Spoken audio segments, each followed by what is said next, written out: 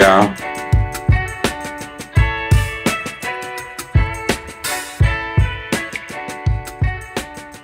Man, that's what's up, y'all. Welcome to the Truth Teller Show, episode 12 or 13. Tell you the truth, I don't know what episode we on, but it's a lot going on in the culture. Like I tell you, if your chest ain't strong enough, you probably need to leave out this room. We're going to have a real strong conversation, not just about the blinking and shit. You know, we're going to talk about Chicago culture, topics around the world, and we're going to talk about life.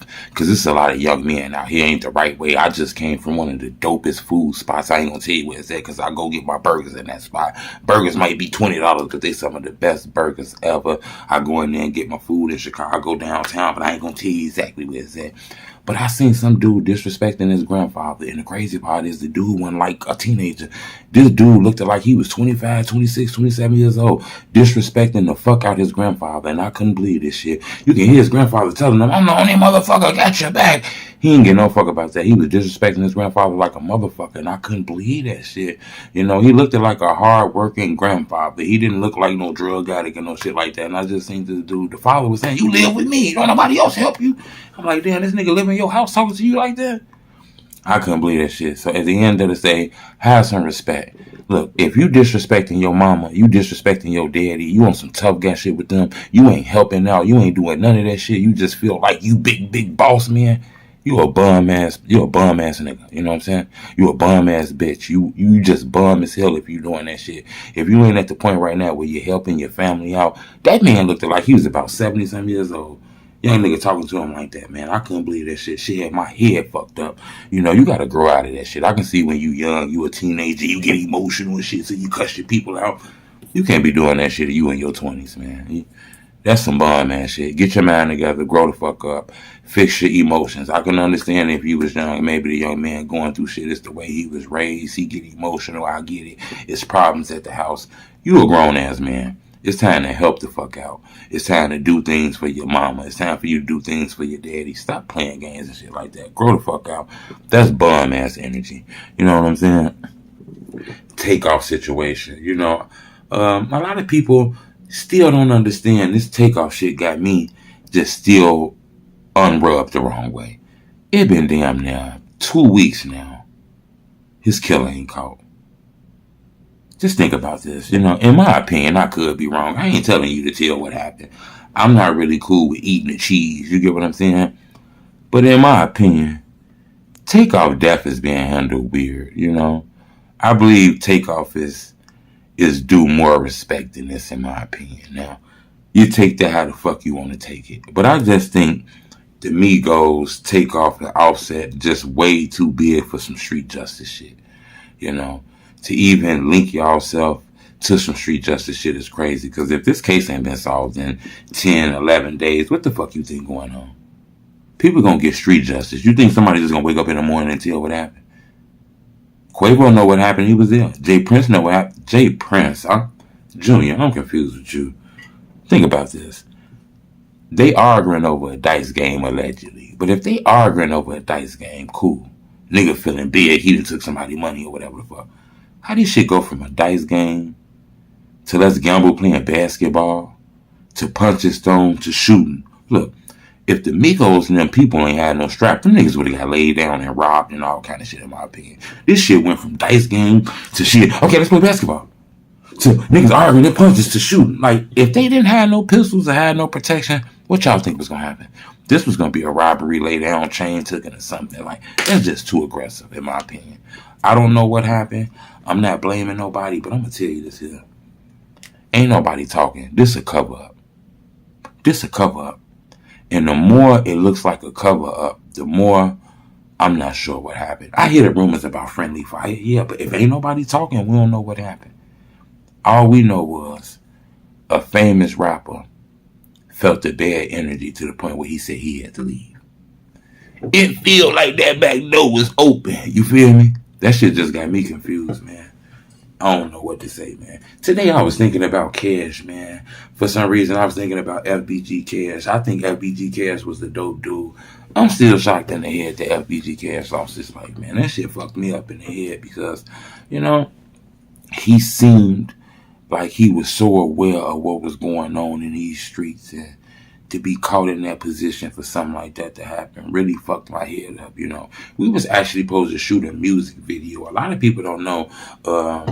We did the movie Caught Lacking.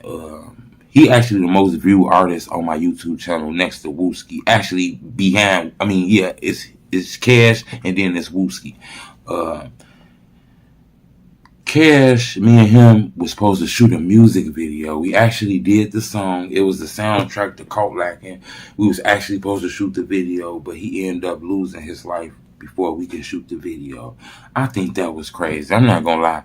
I was sad as hell when Cash died. You know, I didn't know him like everybody else knew him, but I knew him enough that I interviewed him about 4 times. We did music video. We did a movie and other content together. So, you know, he understood that we were good at working together and shit like that. He was a dope dude behind the camera. I tell people that. Now, I don't know what y'all see in front of the camera, but behind the camera, he was a dope dude. He used to give my son advice.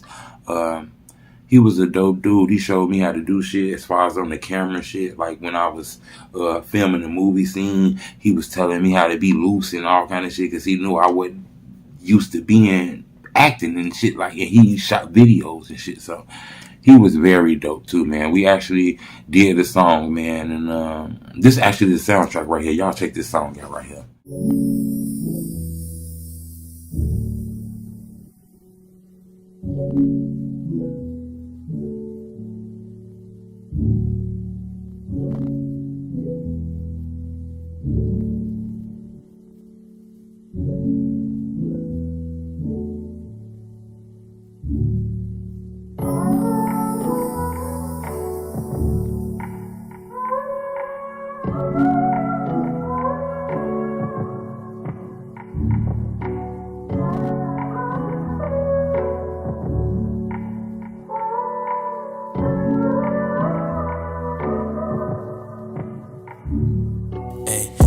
Attention to them niggas in your mentions. Act like they be fucking with you, but be sneak dissing. They might get the frame, but they don't get the picture. To all the ones dead and gone, we will not forget them. Nowadays, niggas act like they be killers. Get in the gym and they squibs through a little. Speaking facts, no, I'm speaking riddles. To all the ones dead and gone, we will not forget them. Yeah. Niggas strange, they might act like they was game. Detective ask them questions, they gon' write your whole name on a statement. We thought he was real, he was really faking. We found out the truth today, we caught them cases. Yeah, true to my brothers, it's a bond, I won't break it. I jumped in the field with number risk takers. I'm thankful for this shit I got, I swear I'm grateful. Don't wanna catch a homicide, but niggas trying to make me catch a body on somebody if they try me like a regular. I'm the real deal, I don't know what they tell her, yeah. Pay attention to them niggas in your mentions. Act like they be fucking with you, but be sneak dissing. They might get the frame, but they don't get the picture. To all the ones dead and gone, we will not forget them. Nowadays, niggas act like they be killers. Get in the gym and they squeals through a little. Speaking facts, no, I'm speaking riddles. To all the ones dead and gone, we will not forget them, yeah.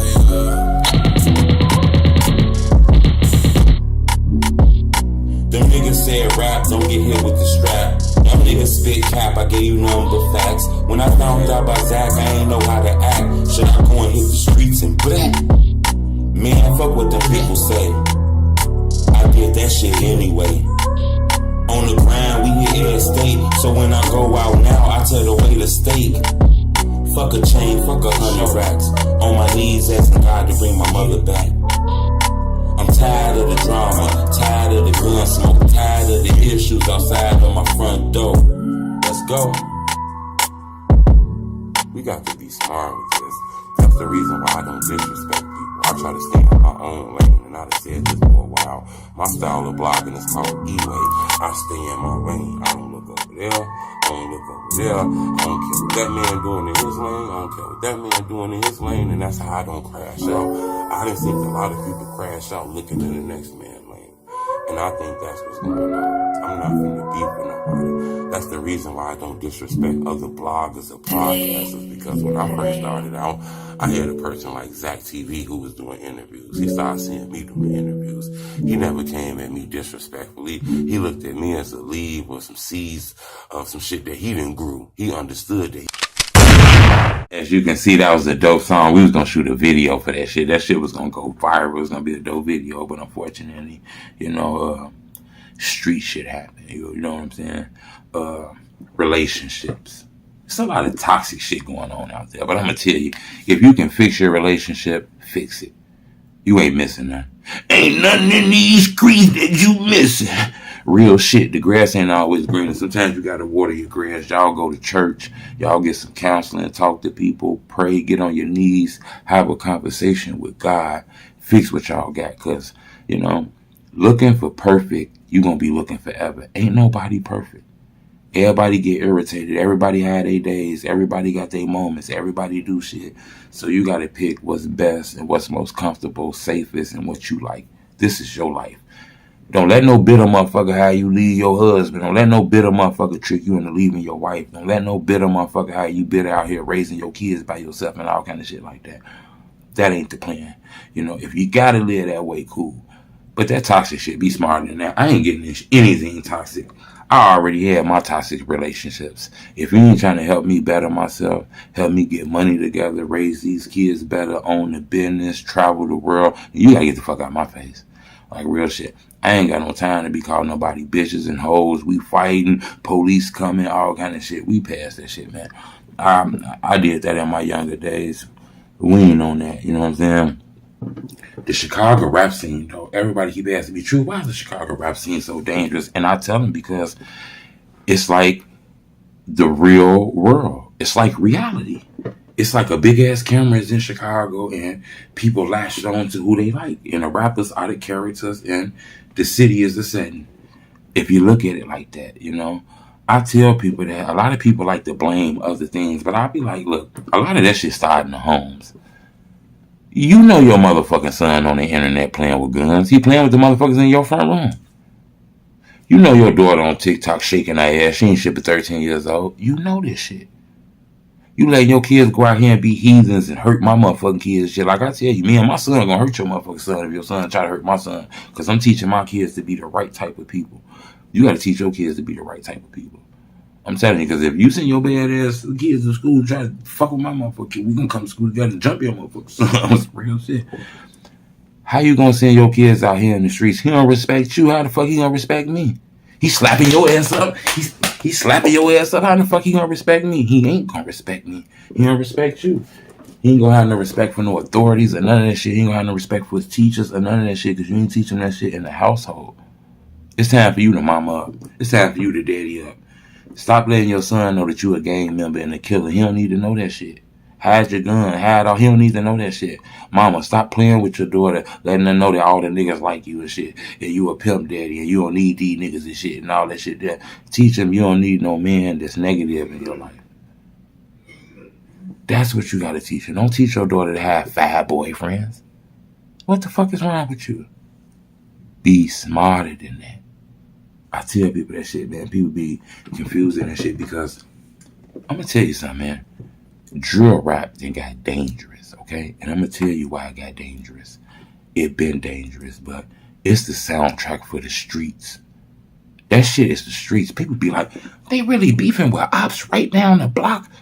Man, it's the same shit that you went through just with the internet. When you was growing up, you had beef with the nigga on the next block. That's the next hood. They call that shit Henry World. And then 2 blocks down, Jonathan World and shit like that.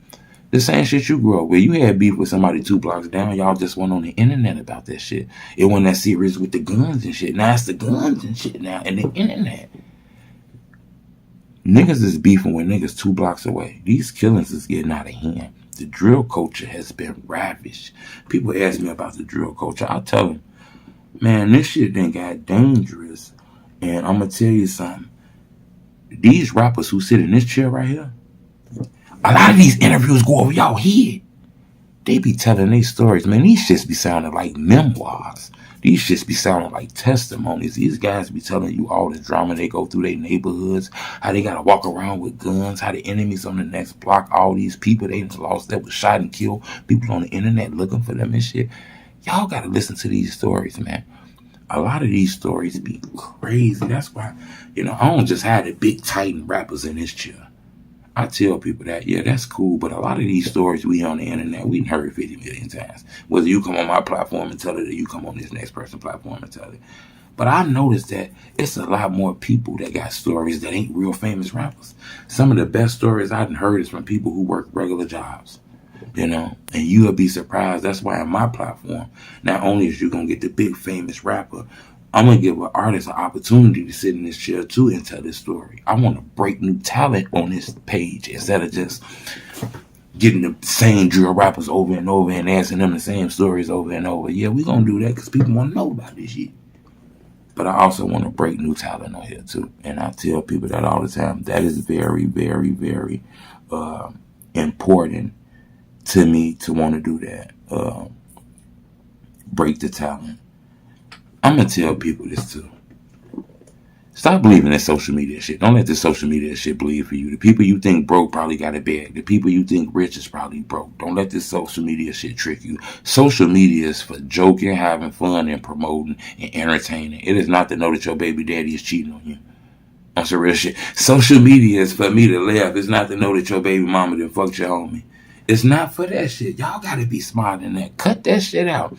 And cut the quote shit out too, because most of the time these life quotes and people be posting quotes be coming from people who done did some bogus ass shit and trying to justify their behavior with a motherfucking life quote. Real shit. Most people who post quotes on social media be bad people. Real shit. Just because you got God or a motherfucking Bible verse in your bio don't make you holy at all. I'm telling you now, it do not make you holy at all just because you got a good Bible verse in your bio. You understand what I'm telling you?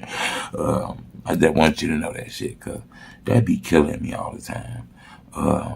Somebody asked me about Keef.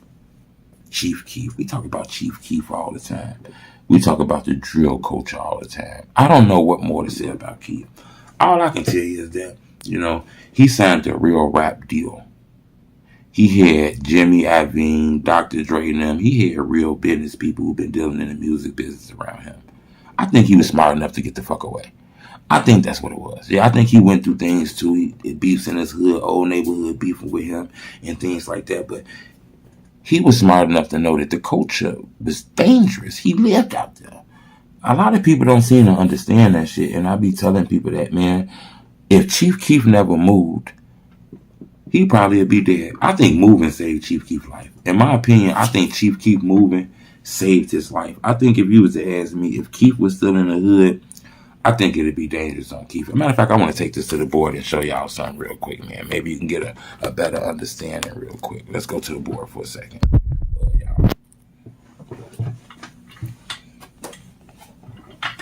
Think about this.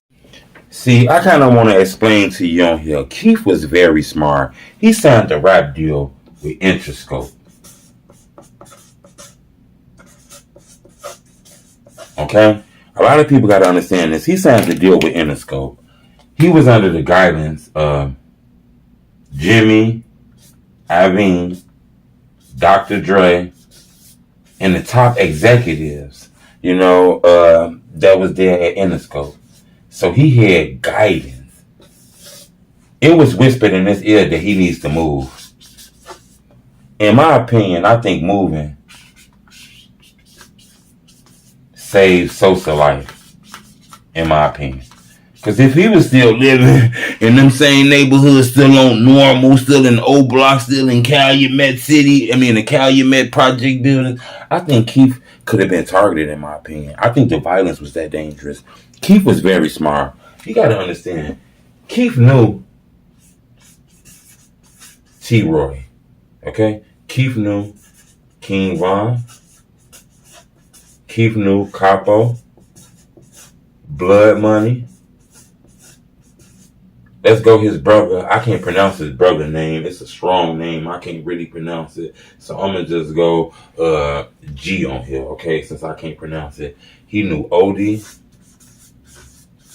And let's just say and more. Okay? All these people lost their life due to gun violence. So Keef knew that shit. He got rich. He got a bag. His people in his ear. Keef knew it was no need to still be there. Plus, he started beefing with the police. Then he got ops. And then some of his own friends started turning on him. According to the internet, we seen Tim beefing with Boss Top. We seen T-Roy dissing some of his artists like 4G Main. We seen OTF saying shit about ChiefKeef. We seen Lil Durk do a Vlad TV interview where he said shit about Keef. Keef knew that and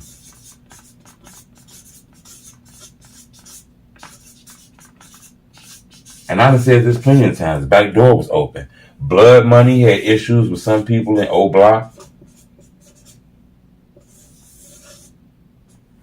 These are facts, okay? So I think Keef knew that it wasn't safe for him no more. Plus, he seen the videos on the internet with people threatening him, people dissing him, ops, and friends. Keef seen that shit. Keef wasn't blind. I tell people that shit. Keef wasn't blind at all. And Keef understood that the drill culture was like lying at that time. Like at that time, he understood they was lying. Everybody wasn't gonna make it. Just think about it. We done had way more deaths than people who made it.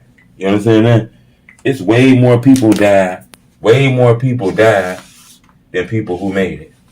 Okay? I think, in my opinion, Keef, Dirt, Herb, and Bibby are the only guys to get rich off the drill culture. Only guys to get rich off the drill culture. Now, there's other guys who got rich, but I can't say they was 100% drill rappers. You know, it's other guys who got real close. Maybe they got money too. I'm not saying that, but in the public eye, it look like these are the only guys who got rich. There's other guys who gained fame and shit, but there's way more guys who were shot and killed and lost their life. That list go down and down to today. You see what I'm saying? So the culture is deceptive. I tell people that. You know, there's other guys who was big too, like Duck. But unfortunately, he lost his life due to gun violence. He was huge. Zach TV, he was a coach, the fucking cameraman. Look, man, they even killed the damn cameraman, okay? That's crazy, ain't it? Zach TV, the cameraman, he lost his life due to gun violence. College kid, I think that was the coronavirus. I think, yeah, a virus. They lost their life to the virus. I think one of them died. I'm not sure of both, but I believe one of them. So the culture started dying out. I believe Lil Reese would have got big too. I think things stopped Lil Reese though, in my opinion. The JoJo thing, I think that fighting that girl and catching gun cases, I think that slowed him down, in my opinion. But I think all that right there, Keef knew that. I think Mr. was big too. But unfortunately, he lost his life due to gun violence. That should be out there. I think King Louis was huge, but he ended up getting shot and then kind of chilling for a little minute. And in this culture, if you chill for a little minute, you can disappear in this culture. The fans like to see that shit rapid. Lil J ended up fighting a murder case and going to jail for a long time. So I think Sosa noticed all of this here and told himself, not only did he stop coming, it was no reason to ever come back. It became too dangerous for him. You know, he didn't know who to watch. Whether it was the ops, okay, he didn't know whether it was the ops, homies, or police. And he had enough guidance in his life to tell him to get the fuck out. Think about it. Dirk had enough guidance too. He signed a rap deal. He got the fuck out. Her rap deal got the fuck out. Lil Bibby's rap deal got the fuck out. Everybody else was fighting to try to get a rap deal. And this list go way longer. I can just name so many names of people who lost their life. But only a few got rich off the drill. Yeah, people didn't made money off of it. People able to take care of their families off of it. But as far as getting rich, it's more people got rich off the drill culture in different cities. In New York, it's people getting rich off the drill culture in California, Atlanta, Detroit, Philadelphia. But the drill is a culture for everybody. It might have been created here, but it's something everybody can do, in my opinion, because it's just real life rap. Now you can go and do them rap bars. It's the spiritual, lyrical, physical, miracle, spiritual, miracle, lyrical, physical, miracle. You can go and do that shit if you want to. You can spit your bars. Go read your dictionary. The fans don't give a fuck about that. YouTube, they want to know about your background. They that shit you rapping about, did you really do that, or are you capable to do that? You know, this is the only culture I can say. I can tell you this. This is the only culture I can say. They gonna reward you for doing bad, you know. In this whole rap culture, we the only culture that talk about killing our neighbor. Run up to the gas station and shoot dude and hurt your neighbor, hurt your brother, gotta look just like you. R&B don't talk about killing nobody. Country music don't talk about killing. Rock don't talk about killing. Reggae don't talk about killing. Opera don't talk about killing. Only rap music talk about killing. And drill shows it vividly, though. But I appreciate the love, man, having this conversation with y'all. Subscribe to my YouTube channel. Got a lot of interviews going to be dropping soon. But I appreciate the love. It's the homie Truth. Matter of fact, drop my theme music one more time.